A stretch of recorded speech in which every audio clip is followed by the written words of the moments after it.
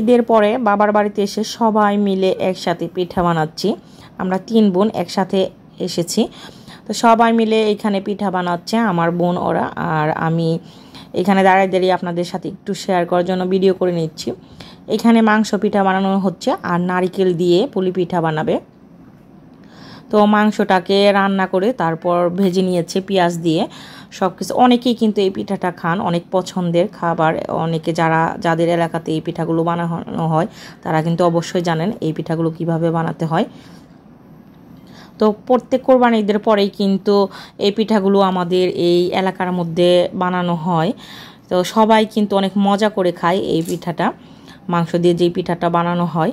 তো যারা শ্বশুরবাড়ি কাছে আছে মেয়েদের, তাদের শ্বশুরবাড়িতে বানিয়ে তারপর পাঠায়, আর যারা বাসায় আসে নতুন জামাই ওদেরকেও কিন্তু এই পিঠাগুলো খাওয়ানো হয়।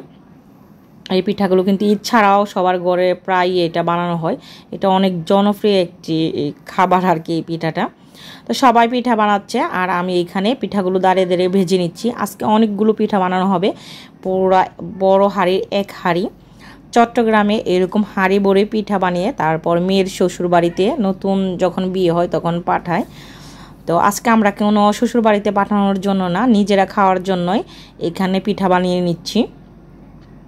যেহেতু 2-3 দিন বড়ি পিঠাগুলো খাবো, আস্তে আস্তে গরম করে এর জন্য একেবারে বেশি করে বানিয়ে নিচ্ছি। তো প্রথম আমি মাংস পিঠাগুলো ভেজে নিচ্ছি, তারপর নারকেল পিঠাগুলো ভাজবো। আমার বাচ্চারা তো খুবই খুশি এরকম পিঠা বানানোর পর। ওরা বানাচ্ছে বসে বসে, এমনকি খাওয়ার জন্য অনেক উতলা হয়ে গেছে যে পিঠা খাবে। আমি কিন্তু চট্টগ্রামে এরকম পিঠা বানাই না, কারণ অনেক ঝামেলা এই পিঠাগুলো বানাতে। তো এখানে আসলেই কিন্তু বেশিরভাগ খাওয়া হয় এই পিঠাগুলো।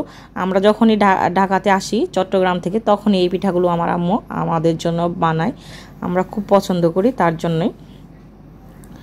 তো আমি আস্তে আস্তে করে কিন্তু সব পিঠাগুলোই ভেজে নিচ্ছি।